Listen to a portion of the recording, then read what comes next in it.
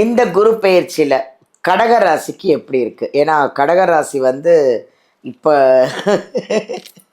நம்ம முதலமைச்சர் இன்னைக்கு கடகராசி தான். எப்படி இருக்கு இந்த கடகராசி? நீங்க அதை வச்சு சொல்லிடலாமா கடகராசி எப்படி இருக்கு? எப்படி இருக்குன்னு இல்ல, அவங்க படாத பாடு படுறாங்க அப்படின்னு வந்து சொல்லலாம். நான் வந்து என் குடும்பத்தால, என் அப்பா அம்மாவால, என் பிள்ளைங்களால என்னுடைய உணர்வுகளை புரிஞ்சுக்கலையேன்னு அவங்க ஐம்புலன்களாலேயே கண்ணால பாக்குறது, காதால கேட்கறது, அடுத்தவங்கள வந்து பேசுறது, இதெல்லாம் கேட்டு கேட்டு நாங்கள் மன உளைச்சலே ரொம்ப ஸ்ட்ரெஸ்ஸுக்கு போயிட்டோம் அப்படின்னு. ஒரு ஜீவனம் கிடைக்கும்னு வச்சுக்கோங்களேன். உத்தியோகம் புருஷ லட்சணம்ட்டாங்க. அப்ப எப்படி இருக்கும்? பிரிந்து சென்ற கணவன் மனைவி ஒரு உடன்படிக்கைக்கு வருவாங்க. இல்ல ஒத்து வராதுன்னா போறது, இல்ல இரண்டாவது திருமணம் ஆவது. அவங்கள தாண்டி நம்ம ஒண்ணும் செய்ய முடியாது. அதுக்கு நம்ம இப்பயே பயப்படுத்தல அவங்கள. என்னம்மா நீங்க இப்படி தயாரா இருங்க, இதுக்குள்ள நீங்க ஒரு ஃபிக்ஸ் ஆயிடுங்க. பண்ணும்போது கடகம் ரொம்ப அருமையாக இருக்கு. கடகராசிக்கு என்ன வாழ்த்துக்களை. தேங்க்யூமா, சூப்பரா சொன்னீங்க. கடகம்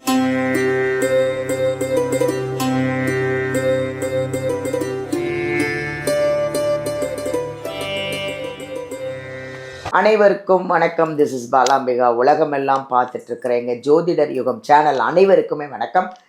இன்னைக்கு வந்து நிறைய விஷயங்கள் நம்ம பார்த்துட்டு இருந்தாலும் இப்போ வந்து ராகு கேது பெயர்ச்சி, சனி பெயர்ச்சி, குரு பெயர்ச்சி, 3 பெயர்ச்சி, இதில் இப்போ நடக்க போகிறது குரு பெயர்ச்சி. இந்த குரு பெயர்ச்சியில் 12 ராசிக்கு எப்படி இருக்க போகிறது அப்படின்னு சொல்கிறதுக்காக ஒரு அருமையான ஒரு ஜோதிடர் வந்திருக்காங்க.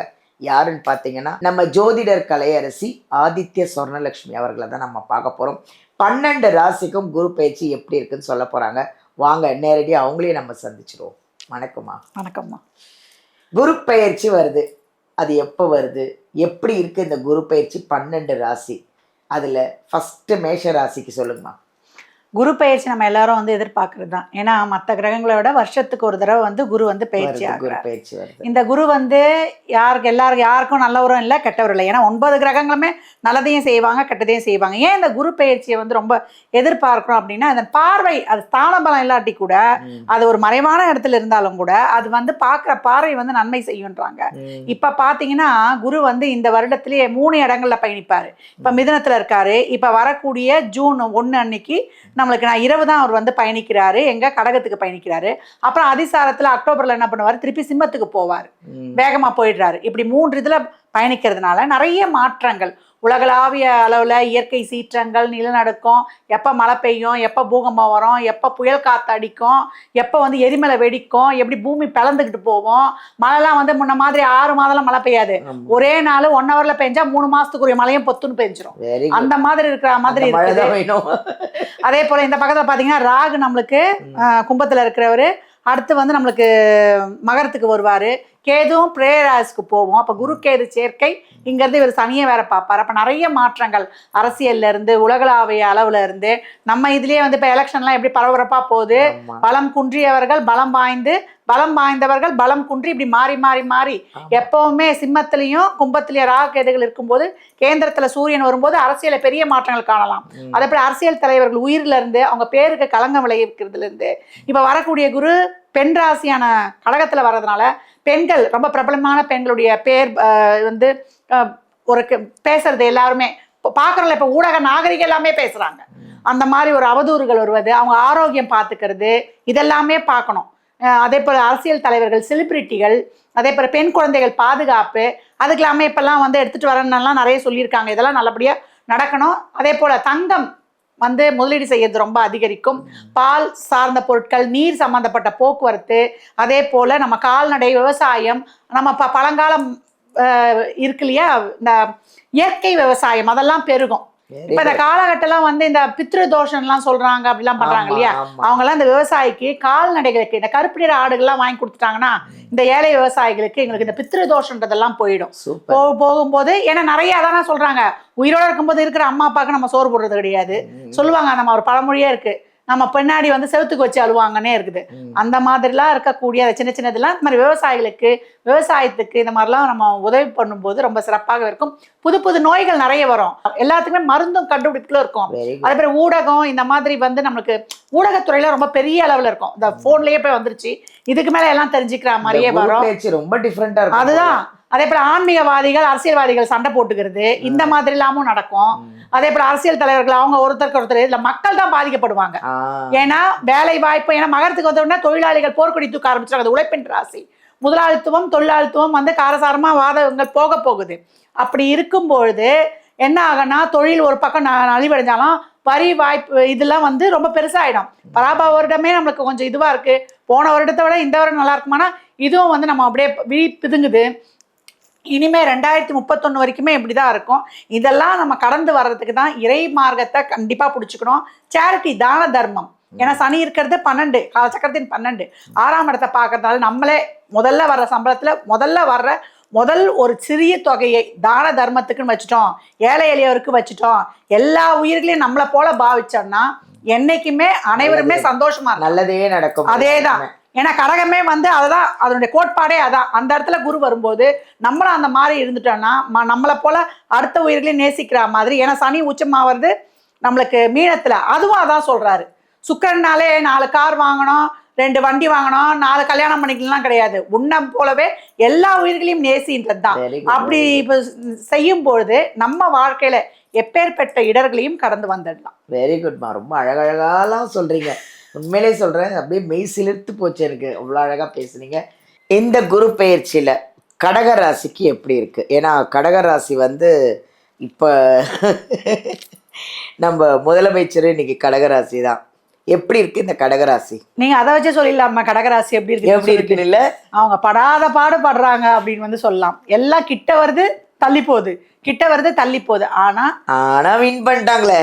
ஆனா நிலையான பலன்களை வந்து பெறக்கூடியவர்கள் அப்படின்னு சொல்லலாம். குரு வந்துகிட்டே இருக்காரு அவங்களுக்கு. குரு ஜென்ம குரு வனவாசமா அப்படிலாம் ஒன்றும் கிடையாது. நம்ம வந்து கொஞ்சம் உடல் ஆரோக்கியத்தை கொஞ்சம் கவனமா பார்த்துக்கணும். 24 மணி நேரமும் மூளைக்கு வேலை போய்கிட்டே இருக்கும். சிந்தனை, இப்போ முதலமைச்சர் ஆனா தூங்க முடியுமா? நாட்டு மகளுக்காக உழைக்கணும்னு போயிட்டே இருக்க வேண்டியதுதான். அப்படி இருக்கக்கூடிய இந்த கடகத்திற்கு ரொம்ப அருமை. நிறைய கஷ்டப்பட்டாங்க அவங்க. குடும்பத்துல கஷ்டம், கணவன் மனைவி பிரிந்து வாழ்றது, கணவனா இருந்தா மனைவி புரிஞ்சுக்கல, மனைவியா இருந்தா கணவன் புரிஞ்சுக்கலன்னு நிறைய வந்து பொருளாதார பிரச்சனை, உடல் ஆரோக்கியம், உண்மையா நேசிச்சவங்க இறங்குறது. அது பிள்ளையா இருந்தாலும், அம்மா அப்பாவா இருந்தாலும், சகோதரரா இருந்தாலும், இது சகோதரர்களுக்காகவே வாழக்கூடியது. இது இந்த கடகம் மட்டும் அதனுடைய வாழ்நாளை அர்ப்பணிக்கிறது யாருக்கு அர்ப்பணிக்கணும்? சகோதரர்களுக்காகவே அர்ப்பணிக்கக்கூடியது. அப்பேற்பட்ட கடகத்திற்கு இப்போ எங்களுக்கும் ஒரு காலம் வருமாமா, என்னம்மா அஷ்டம சனி போச்சு, அப்புறம் வந்து அஷ்டம ராகு வந்து நாங்களா இல்லையா, எப்போ என்ன நடக்குன்னே யூகிக்க முடியாது. நான் வந்து என் குடும்பத்தால, என் அப்பா அம்மாவால, என் பிள்ளைங்களால என்னுடைய உணர்வுகளை புரிஞ்சுக்கலையேன்னு அவங்க ஐம்புலன்களாலேயே கண்ணால பார்க்கறது, காதால கேட்கறது, அடுத்தவங்களை வந்து பேசுறது, இதெல்லாம் கேட்டு நாங்கள் மன உளைச்சலே ரொம்ப ஸ்ட்ரெஸ்ஸுக்கு போயிட்டோம் அப்படின்னு சகோதரிகள் ரொம்ப மனம் குமுறுவது இதெல்லாம் இருக்குது. இப்போ வந்து குரு வந்தாலுமே இவங்க அதுக்கப்புறம் டிசம்பருக்கு அப்புறம் லக்னத்துக்கு கேது ராகு வந்துடுவாங்க. ரொம்ப அலர்ட் ஆயிடணும். அப்போ ஜூனுக்குள்ள எல்லாத்தையும் நம்ம வந்து குரு வந்த பிறகு டக்குன்னு கொஞ்சம் நம்ம எதெல்லாம் ஸ்டாண்டர்டா ஆயிடணும் அஞ்ச பாப்பாரு. பூர்வ புண்ணியம் நல்லா வேலை செஞ்சிடும். இந்த காலகட்டம் அபிராமி அந்தாதியில் வரக்கூடிய 40வது பாடல் வானதல் கண்ணியை விண்ணவர் அவரும் மந்திரஞ்சுன்னு இருக்கும். அந்த 4 வரிய பாடி, சாமி இது வரைக்கும் நீ கொடுத்துட்ட, இதுக்கு மேல என்னை வச்சு சோதிக்க முடியாது, எனக்கு கொஞ்சம் நல்ல வழி காட்டுப்பா. ஏன்னா 5ஆம் இடம் தான் போன ஜென்மா நம்ம கேரி பண்ணிட்டு வந்தது. நம்மளுடைய பூர்வ புண்ணியம் ஓப்பன் ஆகக்கூடிய இடம்.